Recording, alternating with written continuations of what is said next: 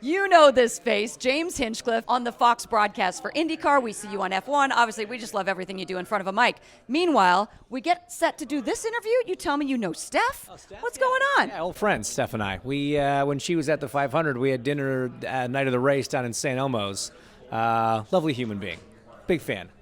Have you gone to her concerts? I have. That's my favorite concert I've ever been to. Was the Little Monsters tour in Toronto. You're being serious. I'm being dead serious. I'm a huge Gaga fan. James, how have you been able to detach yourself from the drama that's been going on? Because you're friends with these guys at the same time of needing to tell a story to a world that doesn't really know the background. Yeah, it's an interesting balance. You know, obviously, like as you say, I know everyone in this paddock. I've worked with most people in this paddock. I'm friends with pretty much all of them. But at the same time, we have a job, we have a duty, you know, and the current role to tell that story, to educate the viewers. And that's kind of how I look at it. It's not about necessarily giving my opinion on anything that's happening. It's explaining the situation as I see it and letting the viewers kind of make their own opinions from there. So it's something that I hope I do, you know, thoroughly and from an educated standpoint, but also as unbiasedly as possible. And it can be a challenge, but it's part of the fun. How much of it is you bringing in your past knowledge, even though things have changed in the cars, albeit small,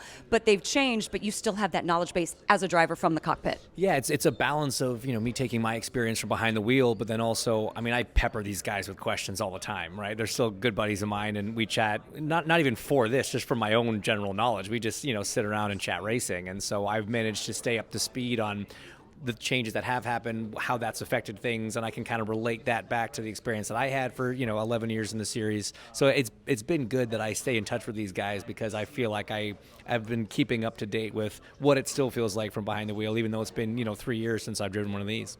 How much input do you have as far as things that go on pre-race, whether it's topics or just things to get that personality out of the drivers or out of you guys yourselves in the booth?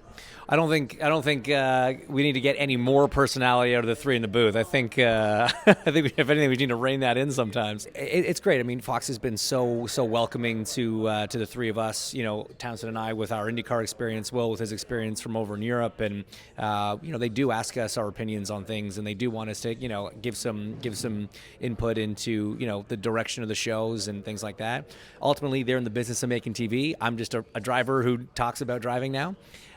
So but it is a collaborative effort. It's fun to be a part of this one because we're starting from scratch. You know, it was their first time doing IndyCar. There's a lot of new people on the production to IndyCar. Some people that are new to racing in general. So in some senses, I kind of feel like one of the seasoned veterans of the motorsports world, but the complete neophyte in the TV world. So it's like I said, it's been a collaborative effort all around. How do you, as someone in media, stay in shape, so to speak, mentally in shape week after week? It's different, obviously, than being the athlete version, but it's still grueling, and it's still extremely draining that you have to wake up in the morning and get back up on that hype train.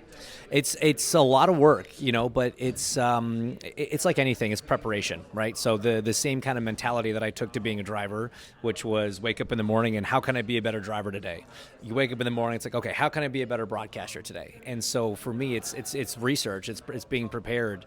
I'm not one that likes to read off notes, you know, when I'm at the track. I cram everything beforehand so that way I know what I'm talking about, or at least think that I know what I'm talking about once we're on air. Every day is keeping track of what's happening in the motorsports world, and because I work in IndyCar, I work in F1, I compete in IMSA, I might get pulled into something NASCAR one day. Like, I've got to kind of stay on top of 4 at least different series. I love it. That's the mentality I had. That's the work ethic I had when I was racing, and nothing about that for me changed. It's just where I directed that energy changed. Rather than 40-page, you know, engineering briefings, I'm spending 4 hours reading racing articles. So I was expecting you to say that the Bahamas is what really got you going in between races, but no?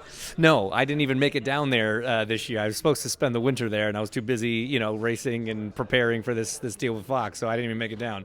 All right, well, this summer's going to be grueling, but enjoy, and we absolutely appreciate what you give to the broadcast. Thank you very much. Really appreciate it.